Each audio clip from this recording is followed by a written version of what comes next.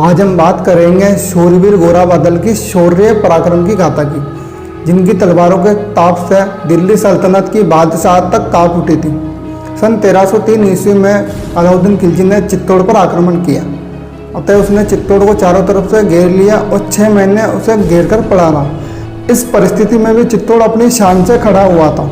अंत में अलाउद्दीन खिलजी ने अपनी कूटनीति का सहारा लेते हुए एक पत्र चित्तौड़ दुर्ग में रावल रतन सिंह के पास भिजवाया, जिसमें ये शर्त लिखी हुई थी कि वह रानी पद्मिनी को एक नज़र देखना चाहता, उसके उपरांत वह अपनी समस्त सेनाओं को लेकर दिल्ली की ओर रवाना हो जाएगा।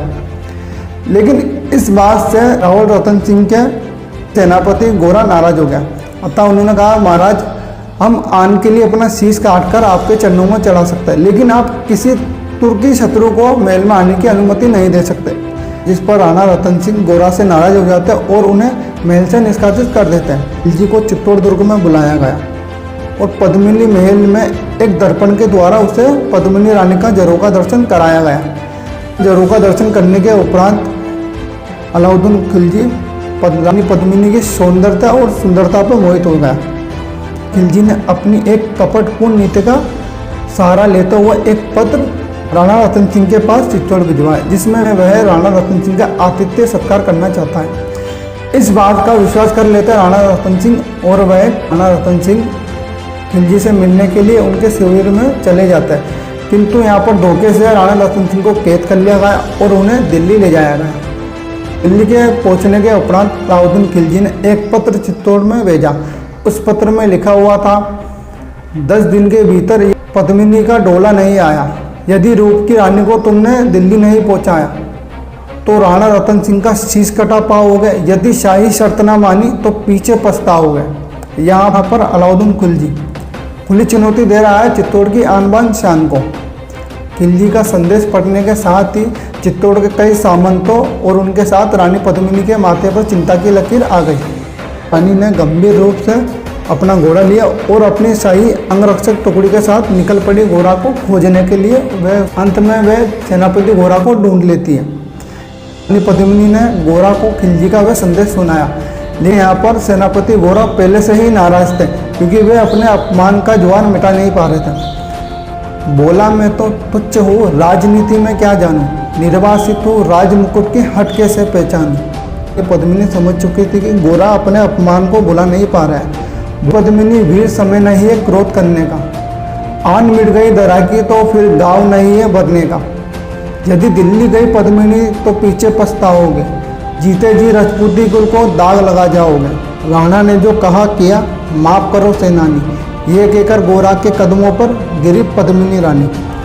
जब गोरा ने रानी पद्मिनी को लाचार और बेहोश होते हुए अपने कदमों में झुकता हुआ देखा तो गोरा पीछे हट बोला, फिर राजपूती गरिमा का भड़क उठाता सोला, महारानी हो तुम, सिसोदिया कुल की प्राण प्रतिष्ठा, एक लिंग की ज्योति अग्निगंधा हो।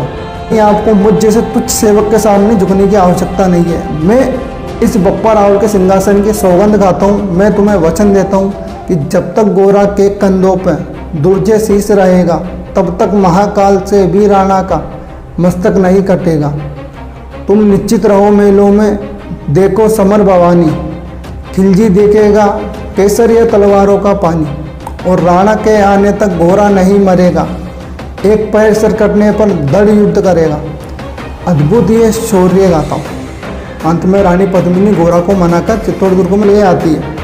इसके बाद घोराबादल दोनों एक चाचा भतीजा, उन्होंने एक योजना बनाई। योजना के तहत एक संदेश दिल्ली में खिलजी के दरबार में पहुंचाया।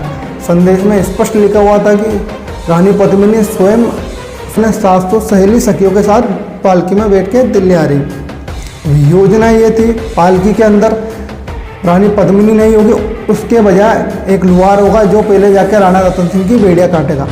बाकी सभी 700 पालकी में कोई सखी सहेलियाँ नहीं होगी, बल्कि उनके स्थान पर देश बदलकर ये मेवाड़ी सैनिक ही बैठे होंगे पालकी में। जब इस प्रकार की योजना बन गई तो सेनापति घोरा ने अपनी सैनिक टुकड़ी के साथ इन सभी 700 डोलों को लेकर रवाना होता है दिल्ली की सीमा में। और दिल्ली की सीमा में पहुंचने के उपरांत ही सेनापति घोरा ने अपनी कूटनीति का परिचय देते हुए एक संदेश भिजवाया खिलजी के दरबार में। संदेश में स्पष्ट लिखा हुआ था कि रानी पद्मिनी पहले अपने राणा से भेंट करेगी, इसके बाद ही वह किसी अन्य से भेंट करेगी। इस शर्त को सोते ही अलाउद्दीन खिलजी मान लेता और दूत के द्वारा भिजवाता सेनापति गोरा के पास। पति गोरा बादल को इन 10 पालकियों के साथ रवाना करता है राणा रतन सिंह को मुक्त कराने के लिए। बाकी 25 शेष पालकियों के साथ सेनापति गोरा उपस्थित होते हैं। गोरा बादल से कहता है, मेरे लाल लाडले बादल आन न जाने पाए, तिल तिल कट मरना मेवाड़ी मान न जाने पाए। अतः गोरा ने बादल को समझा बुझाकर विदा किया। तो वह बादल ने भी कहा, ऐसा ही होगा काका, राजपूती अमर रहेगी, बादल की मिट्टी में भी गौरव की गंध रहेगी। तो ये कहकर बादल अपने 10 पालकियों को लेकर निकल पड़ता है राणा रतन सिंह को छुड़ाने के लिए। लेकिन इस बात की शंका हो जाती है खिलजी के एक सेनापति को। वे जाकर इस बात की सूचना देता खिलजी को, जिससे खिलजी गुस्से से नाराज हो जाता और वह खुला आदेश दे देता अपनी सेना को। जफर मोहम्मद के नेतृत्व में ये खिलजी की विशाल सेना टूट पड़ती मेवाड़ी वीरों पर। दोनों सेनाओं में वो अद्भुत द्वंद्व चलने लगा। नरेंद्र मिश्र अपनी गाथा का आरंभ करते हैं। खिलजी की असंख्य सेना से गोरा गिरे हुए थे, मानो वे रण में मृत्युंजय बने हुए थे।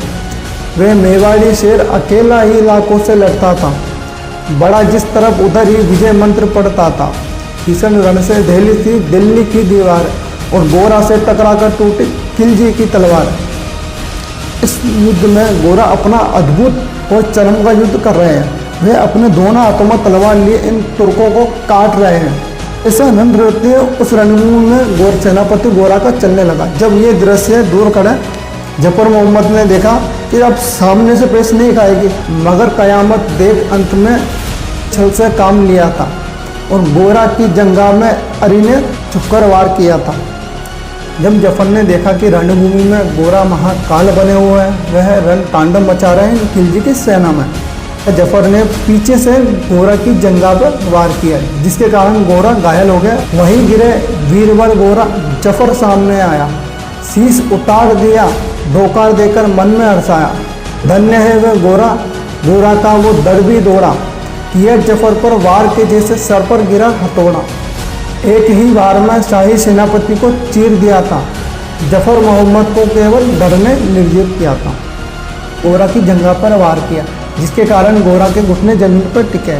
जफर मोहम्मद ने अपनी तलवार का एक बार गोरा की गर्दन पर किया, जिससे गोरा की गर्दन कटकर जमीन पर गिर गई। लेकिन सिर तो कट गया, लेकिन गोरा का वो धड़ युद्ध लड़ने लगा। उस गोरा के धड़ ने खिलजी के सेनापति जफर मोहम्मद को धराशायी कर दिया। जब ये दृश्य वीरवर बादल ने देखा कि काका धराशायी हो चुके हैं, तो वे भी अपना पलंकारी युद्ध करने लगा और वह ललकारने लगा था इन कायरों को। बल्कि अपने हाथों में तलवार लिए अपना अद्भुत युद्ध और चरम का युद्ध कर रहे हैं। वे तुर्कों में बड़ी जोरदार मारकाट मचा रहे हैं।